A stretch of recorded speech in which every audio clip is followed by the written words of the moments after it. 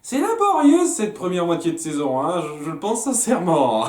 Donc ouais, le flashback se centre sur Blanche-Neige et David, avant qu'ils se rencontrent lorsqu'elle était en fuite et lorsqu'il était encore berger. Et donc ça fait une espèce de parallèle un peu bizarre, on y viendra, mais voilà, ce qui se passe c'est que Blanche-Neige est en fuite, elle tombe sur le bûcheron hein, qui travaille pour la méchante reine. Il va avoir aucun impact sur l'histoire du petit chaperon rouge, mais voilà quoi, il a un petit rôle comme ça, histoire de dire ouais, on a encore pris un personnage des contes, et et donc, pendant qu'elle le fuit et qu'elle est aidée par la fée bleue qui se montre badass pendant 30 secondes, pour pas grand chose, mais c'est cool de la montrer badass 30 secondes. À nouveau, la fée bleue sert juste quand il y a besoin de faire un peu d'exposition, de dire ah ouais, je sais certaines choses que vous devriez peut-être pas savoir, puis je me casse, hein, j'ai fait mon taf, c'est bon, c'est fini. Donc, ouais, elle sert juste de d'interlocuteur pour que Blanche-Neige évoque ses craintes. Ah, mais l'amour n'a pas vraiment de valeur puisque mon père aimait ma belle-mère et cet amour, et elle lui accordait aucune valeur, tout ça, tout ça. Se sent pas trop bien dans sa peau, elle s'apprête à se barrer. Et alors, pendant tout ce temps, il y a David qui vient vendre la ferme en ville parce que oui, leur ferme ne marche plus très bien, etc. Ils ont toujours des problèmes avec leur putain de ferme, c'est dingue. Hein. Et donc, lorsqu'il se rend en ville, en chemin, avec son chien qui ne réapparaîtra plus, je sais pas ce qui est devenu de son chien, ou je sais pas, il était présent dans d'autres épisodes, le chien de David. Je sais pas, je n'ai pas souvenir une seule seconde. Et ravivez-moi la mémoire si je me trompe, mais je n'ai pas souvenir une seconde. Et donc ouais, son chien tombe sur la charrette du bûcheron, hein, parce que il a reniflé sa trace grâce à un objet qu'il a fait tomber, et le bûcheron se dit ah, je vais peut-être l'utiliser pour traquer Blanche-Neige. C'est pour ça qu'il se décide de droguer David et d'utiliser son chien qui accepte très gentiment de faire ce qu'il dit. Voilà, il vient de droguer mon maître, ce type est louche, ok, je suis ce qu'il fait, je suis un chien, je ne suis pas très intelligent, ok, très bien.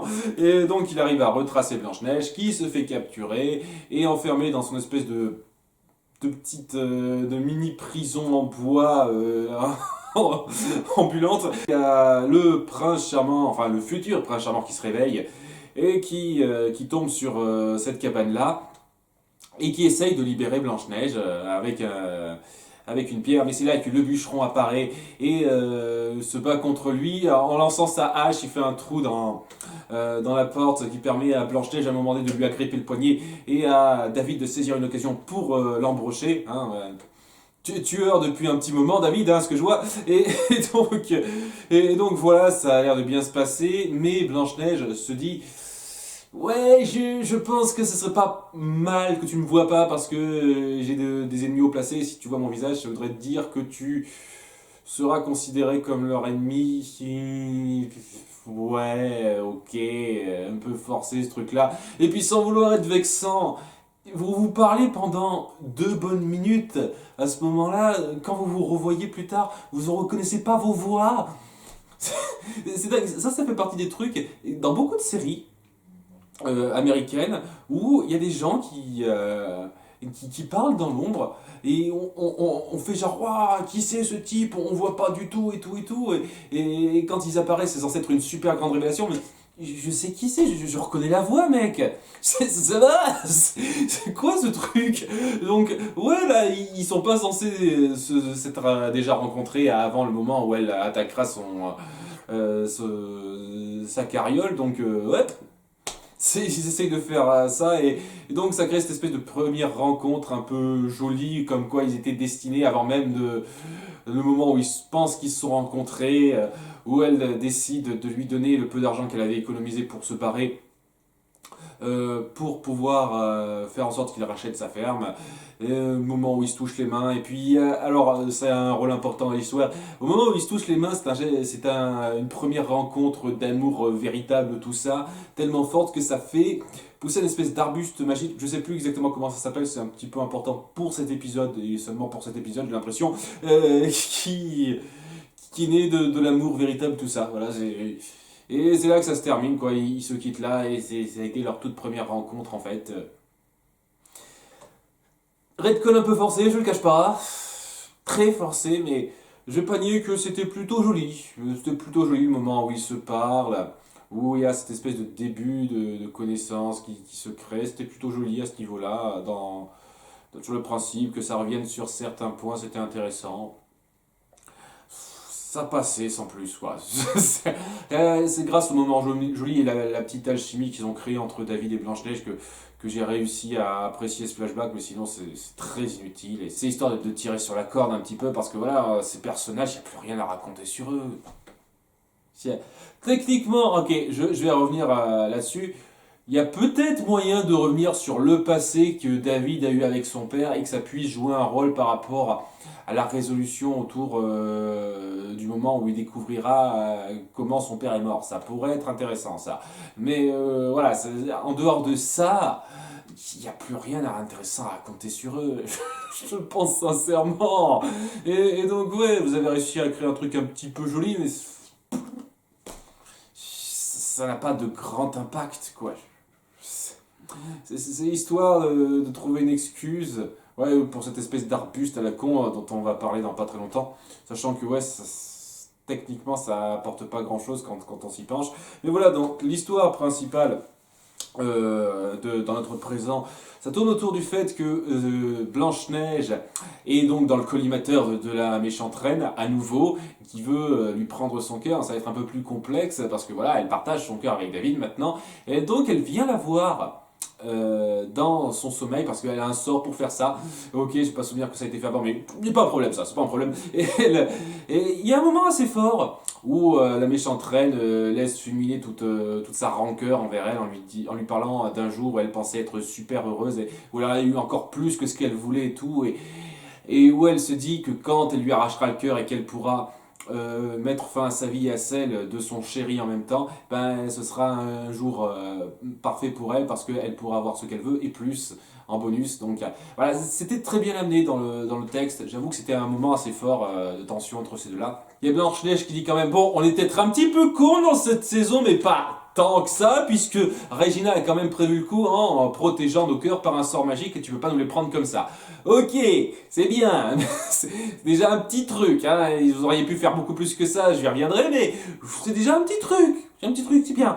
Et donc Regina, via la magie, à nouveau, lui passe une fiole dans son rêve qui se matérialise dans la réalité, en lui disant que si d'ici 12 heures vous ne me donnez pas de plein gré vos cœurs, eh ben je vais relâcher ça sur la ville. Et puis on découvre que c'est de l'eau des âmes perdues que Rumpelstiltskin avait engrangé là-bas, hein. Il s'est pas privé, on va prendre ce truc-là. C'est vachement puissant cette merde, en fait, qu'on pourrait très certainement utiliser pour des tonnes de trucs, mais voilà. Et donc bon, ils découvrent assez vite que donc ils ont conclu un pacte avec Rumpelstiltskin. Regina décide de créer une micro-zizanie entre eux, et quand je dis micro, c'est complètement foireux, je trouve. Alors, je reviens sur le fait qu'il est censé y avoir une tension sexuelle maintenant entre Rumpelstiltskin et la méchante reine. Ce qui, pour moi, est, je pense, la seule excuse qu'ils ont pu donner pour que, au départ, Rumpelstiltskin ne veuille pas lui faire de mal et veuille se ranger avec elle, quoi. C'est la seule excuse qu'ils ont donnée pour ça. Sinon, je vois pas pourquoi, je vois pas ce qu'il aurait à foutre d'elle, quoi. Mais donc voilà, et Regina se dit, ouais, quand j'étais la méchante reine, il y avait une attirance entre nous maintenant, hein. C'est nouveau, mais ça vient de sortir, mais voilà, c'est important, et on va peut-être jouer sur ça, parce que j'ai le sentiment que si on fait découvrir ça à Zelena, ça va créer une dissension entre eux. Donc elle attire Zelena avec un mot, en se faisant passer pour la méchante reine, qui lui fait, dans le magasin de Rumpelstiltskin, en lui faisant découvrir pile poil à ce moment-là, la méchante reine et Rumpelstiltskin en train de fricoter. Et oh, elles se sent trahies, Zelena, qu'elle lui ait caché ça. Amour, et nique ta mère. Rien à branler d'une force. Waouh. Oh mon dieu, Zelena est jalouse et que sa sœur fricote avec le type pour qui elle a le béguin. Ça crée une micro-dissension qui va pas plus loin parce qu'il découvre assez vite que la lettre qu'elle a reçue, Zelena, était fausse, donc ça n'a amené à rien. En fait, j'ai presque le sentiment que c'est ça qui va amener la méchante reine à être un peu plus sur le qui-vive et à aller prendre la main dans le sac lorsqu'ils essaieront de trouver une solution contre elle. Donc, ouais, c'est complètement con. Et puis, ça amènera une scène plus tard où Zelena dira ben là, ton Rumpel te cache des choses. Et elle lui révèle donc qu'il fricote avec la méchante reine. Et qu'il veut utiliser les ciseaux, pas sur Belle comme il l'a dit dans l'épisode précédent, mais sur son fils à naître. Parce qu'il veut couper le fait que... et qu'il le déteste. En fait, il veut couper le fait qu'il le déteigne dans sa ligne de destin. Comment ça marche ces ciseaux exactement? Alors peut-être que j'ai mal compris un certain truc par rapport à ça, peut-être qu'il n'y a pas besoin de tapisserie du destin, peut-être qu'il y a juste à voir avec la personne en question, on faire sortir magiquement une espèce de ligne du destin, on coupe un truc et ça change quelque chose, j'imagine. Vaguement, ils sont pas clairs là-dessus pour l'instant, donc ouais, et donc, ouais, il veut pas changer le destin de Belle pour qu'elle le déteste plus ou quoi que ce soit. Il veut changer le destin de son fils à naître pour qu'il ne le déteste pas dans le futur. Alors, comment Zelena le sait? Est-ce que la méchante reine lui a dit? Et pourquoi la méchante reine le saurait? Pourquoi Rumpelstiltskin lui dirait ça? C'est pas du tout ce qu'il lui a dit dans l'épisode précédent, la méchante reine. N'importe quoi. Donc ouais, il y a Belle à la fin qui vient le confronter en disant oh, je sais ce que tu veux faire avec ça, oh j'en ai rien à foutre avec qui tu fricotes, ça c'est ton problème, et tu toucherais pas un cheveu de mon fils, et puis tu pourrais faire ça, tu pourrais vraiment essayer de faire en sorte qu'il t'aime sans passer par ça et tout, hein, mais s'il y arrive pas, oh tu peur, t'as un lâche, etc., rien à foutre. J'en ai tellement rien à foutre de leur histoire de couple de merde. Il me cale ce couple maintenant. Je vous jure. Je m'en tape royalement. Vraiment, tellement rien à foutre. Donc ouais, il y a ça.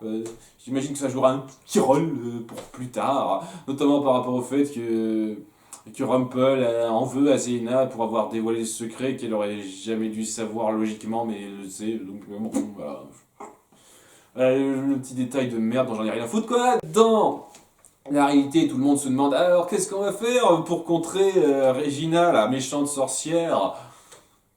Vous savez où elle se rend régulièrement, vous savez qu'elle habite chez Zelena. Pourquoi vous avez rien tenté contre elle avant? Pourquoi vous tentez rien de particulier contre elle maintenant?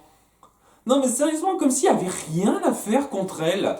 D'accord, vous pouvez pas la tuer, vous pouvez pas la restreindre. Emma a bien réussi à la restreindre à la fin de la saison 5. Pourquoi vous essayez pas un truc comme ça? Et à la fin, on remet au tapis le coup de la malédiction du sommeil éternel. Pourquoi vous lui balancez pas cette malédiction? Ça serait tellement simple. Bon, pas à lui administrer, mais si vous arrivez à lui administrer, bah ce serait simple. Et tombe dans un sommeil éternel, personne ne l'aime. Bouclé! Vous ferez pas ça, bien sûr, vous êtes con, mais sérieusement, c'est chiant, c'est super chiant. Comme dans le premier épisode, vous avez tout de suite été réactif quand Mr. Hyde a pris le contrôle pour l'empêcher d'agir, le mettre sous les barreaux et tout. En l'espace d'un épisode, vous avez été réactif et j'ai bien aimé ça. Là, vous la laissez faire ce qu'elle veut, en restant dans votre coin comme des cons. La seule chose que vous faites, oh, on va se protéger nos cœurs. On est un tout petit peu intelligent, mais le reste du temps, on est complètement cons. Je suis désolé de ne pas être pris dans ce conflit si nos héros sont des débiles qui prévoient rien. Mais oui, quoi, ils partent du principe qu'il n'y a rien à faire, là. Sérieusement, on ne sait pas quoi faire. Il y a des tonnes de possibilités d'incapaciter une personne, merde. Vous en avez connu des tas, pourquoi vous partez pas de ça? Non, il faut que ce soit un truc nouveau, qu'on a introduit l'épisode même, parce que, ouah, ça c'est jamais arrivé avant dans cette série. Donc là, il y a la fée bleue qui arrive, histoire d'avoir un truc à dire. Voilà, et je sens que c'est juste pour ça qu'on lui a donné un rôle dans le flashback, parce que il fallait qu'on trouve une micro-utilité, vas-y, on a l'actrice. Il existe un arbuste magique dont j'ai jamais parlé avant qui pourrait restreindre la méchante reine. Eh ben, on en a pas parlé avant parce qu'on n'était pas sûr que ça se trouvait à Storybrooke. Maintenant, on pense que ça doit se trouver à Storybrooke. Donc, voilà. Oh, ok, d'accord, très bien. Bah, allons chercher ce truc-là. Je sais pas exactement comment ils ont repéré l'endroit. J'ai peut-être pas fait gaffe aussi à ce détail-là. Et ils repèrent l'endroit où il y a cet arbuste qui est caché dans une espèce de cave quelque part à Storybrooke. Comment ça s'est retrouvé là? J'en sais rien. C'est quand même censé être Regina qui a créé cette malédiction à la base. Pourquoi il a pensé à mettre cette espèce d'arbuste dans un coin reculé de Storybrooke? Cet arbuste est là, il doit être à cet endroit-là parce que mon cul, Donjons et Dragons, ça se trouve là, quoi. Voilà. Donc il s'y rend, Blanche-Neige et David, ils le touchent et puis il y a tous leurs souvenirs d'amour sincère qui leur viennent en tête rapidement. Mais alors qu'ils s'apprêtent à l'utiliser, on ne sait trop comment, il y a la méchante reine qui arrive pour le détruire comme ça parce que ouais, Regina peut rien faire, quoi. Si la méchante reine a plus de pouvoir magique qu'elle, parce que mon cul, elle détruit donc l'arbuste, ils peuvent rien faire et tout et tout. Il y a Blanche-Neige et David qui se disent waouh, ils finissent par se rendre compte, attends, notre première rencontre, c'était pas ce qu'on pensait grâce à l'arbuste qui nous a ravivé la mémoire. Mon Dieu, ça veut dire qu'on était encore plus voués à se rencontrer tous, ça veut rien dire de particulier. Et honnêtement, toute cette intrigue autour de l'arbuste n'a absolument rien de vital pour l'histoire. Ça aurait pu être exactement la même où ils se décident après coup, après plusieurs moments de réflexion comme on les voit, à se dire ok, on se sacrifie pour ça parce que Regina et Emma peuvent pas gérer cette personne-là, connerie, et se sacrifier en donnant leur cœur, voilà. Sans qu'il y ait cette histoire d'arbuste, c'était une espèce de retcon de merde qui a servi à rien. Ouais. Oh putain, cette saison 6 me tue pour l'instant. Donc la méchante reine a réuni tout le monde au cimetière parce que l'échéance touche bientôt à son terme. Et je sais pas, tout le monde est passif, rien faire. Il y a Emma et Regina qui décident peut-être qu'on va l'attaquer à un moment donné. Histoire en dernier recours, histoire de parce qu'on n'est pas assez fortes nous deux contre elle. Vous savez un truc tout bête, qui fait que ça marchait très bien de faire durer les personnages comme Cora ou Peter Pan ou même Zelena dans la deuxième moitié de la saison 3, c'est que ils mettaient bien en place le fait qu'il n'y avait pas grand chose à faire contre eux et que se lancer à leur poursuite, à leur attaque, ben c'était plus ou moins du suicide. Voilà, Cora, on pouvait pas la trouver tout de suite parce que elle se cachait, on ne pouvait pas vraiment repérer où elle était, donc elle arrivait à contrôler un peu les autres dans l'ombre, et puis mine de rien, elle manipulait Regina en même temps, et ouais, il y en a deux puissantes magiciennes, de puissantes sorcières, on n'a pas de la magie de notre côté, c'est pas pratique ça, hein, c'est pas pratique. Avec Peter Pan, elle était dans son monde, on pouvait pas le confronter tout de suite, il avait des pouvoirs puissants, et puis, c'est pas, Rumpelstiltskin était dans son coin, et on pouvait pas trop le gérer, etc. Selena, dans la seconde moitié de la saison 3, punaise, elle avait des pouvoirs magiques qui s'étaient montrés supérieurs un peu à ceux de Regina, et surtout elle avait le ténébreux de son côté, quoi. Elle le manipulait, elle le contrôlait. On pouvait rien faire contre ça. C'est logique. Regina, surtout au début, elle est toute seule, la méchante reine. Vous essayez pas de l'affronter, vous savez où elle se trouve. Vous êtes con. Vous êtes con. Ouais, je suis tellement pas fan de ce cadre, je vous le cache pas, ça n'aide pas, ça n'aide pas. Mais bon voilà, donc elle a réuni tout le monde, il y a Regina et Emma qui s'apprêtent à l'attaquer, mais Blanche-Neige et David disent non, non, n'essayez pas ça, on va lui donner tout ce qu'elle veut, succomber à ses désirs, comme ça elle pourra avoir bien le pouvoir sur tout le monde et faire tout ce qui lui chante plus tard, bien sûr, c'est très intelligent de notre part. On va se sacrifier pour ça parce que notre amour est tellement fort et tout, et alors que ils disent à Regina de libérer le sort qui protège leur cœur, il y a la méchante reine donc qui les prend, qui se dit ah non, je ne vais pas vous les broyer tout de suite parce que je suis un petit peu conne, j'ai envie de garder mes adversaires vivants et tout, je vais plutôt vous faire une espèce de malédiction.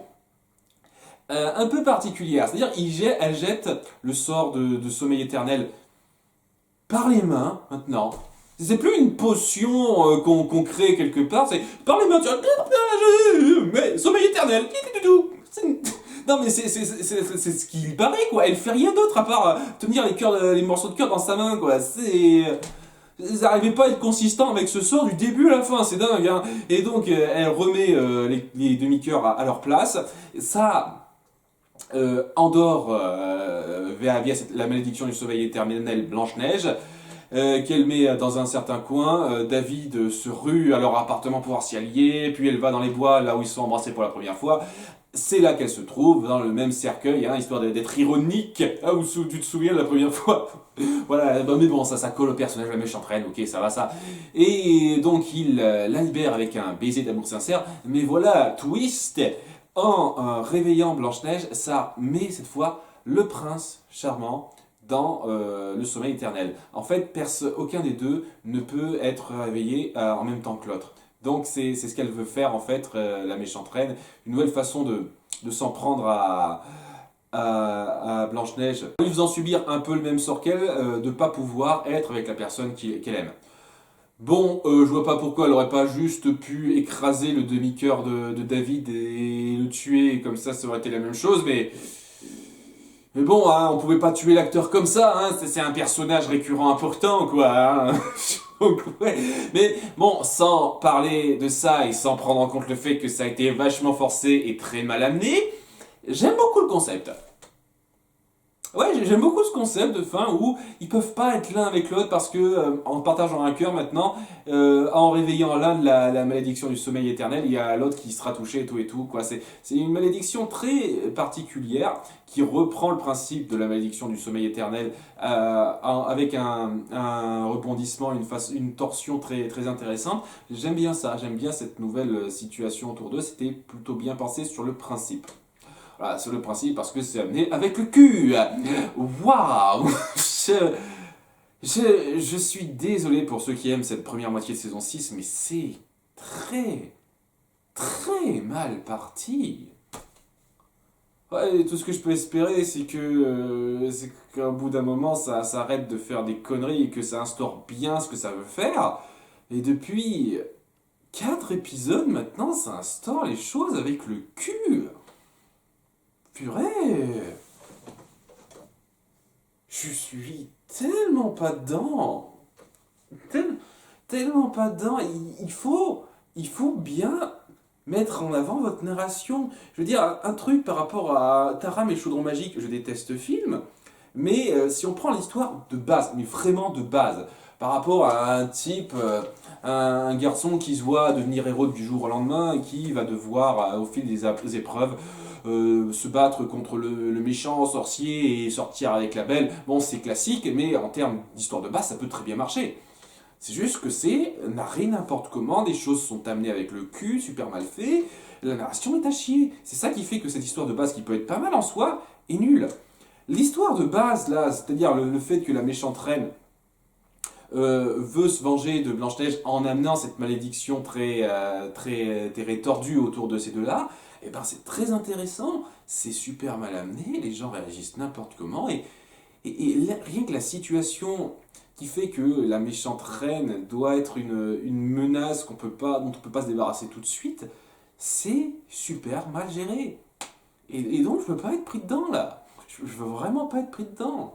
Il y a des moments forts autour de David et Blanche-Neige, c'est ça qui sauve un tout petit peu l'épisode.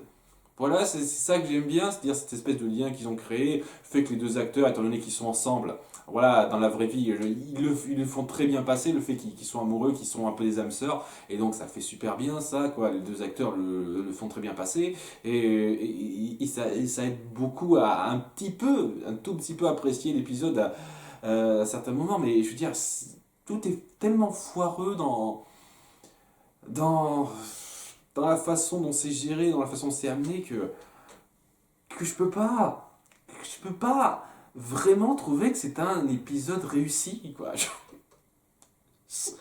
Je peux pas accepter ça. Je peux pas accepter le fait que nos personnages soient des cons.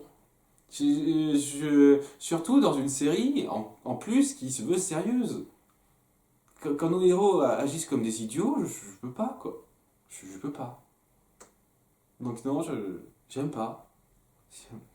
L'épisode 6 était correct sans plus, était très maladroit.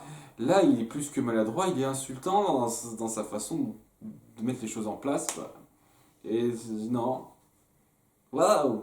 C'est la douche froide pour moi parce que, voilà, après les saisons 4 et 5 qui étaient discutables sur pas mal de points, et je m'attendais, avec les gens qui disaient tant de bien de cette saison 6, que ça me fasse repartir du bon pied et tout, et c'est pour ça que j'avais de l'espoir avec les 3 premiers épisodes, mais là, 4 épisodes d'affilée où c'est vraiment très bof à un certain degré, mais ouais, je sais pas. Mais à nouveau, mais je veux dire la même chose que ce que j'ai dit pour l'épisode 5. Ça amène des choses qui pourraient être pas mal si elles sont bien gérées plus tard. Et ça commence à me faire chier de dire ça à chaque fois. Ah, ça amène des choses intéressantes. Faut que ce soit bien géré plus tard. Oui, mais comme c'est parti, ça arrête pas de me frustrer, de me décevoir. J'ai rien à foutre. J'ai le sentiment que ça va pas être bien géré plus tard, le coup de Blanche-Neige et David qui sont mal. Qui ont cette malédiction. J'ai le sentiment que ça sera pas le cas. Sérieusement, j'ai tellement pas d'espoir pour ça, vu comment vous foirez vos trucs là. Ça me frustre, vraiment. Et bon, sait-on jamais, peut-être que ça ira mieux ensuite. À bientôt pour l'épisode 8. Ciao.